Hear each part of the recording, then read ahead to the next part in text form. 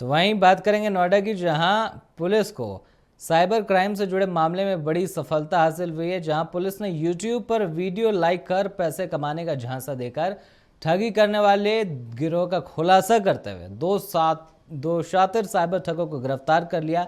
बता दें कि ठगों ने लोगों से लगभग 16,50,000 रुपए की ठगी की थी, माफ कीजिएगा। तो मामले को संज्ञान में लेते हुए नोएडा के सेक्टर 36 साइबर क्राइम थाना पुलिस ने दोनों शातिर ठगों को अपनी गिरफ्त में ले लिया है। समय पूर्व नोएडा निवासी एक वादी के साथ साइबर अपराधियों द्वारा टास्क बेस्ड फ्रॉड किया गया।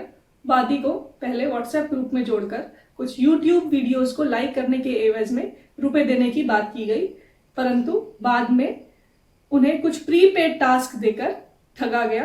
प्रकरण पुलिस की जानकारी में आते ही साइबर क्राइम पुलिस स्टेशन पर अभियोग पंजीकृत करते हुए विवेचना की गई तथा इस प्रकरण में साइबर क्राइम पुलिस स्टेशन की टीम द्वारा लोकल इंटेलिजेंस व साइबर सर्विलांस के माध्यम से 2 शातिर अभियुक्तों को गिरफ्तार करके जेल भेजा गया।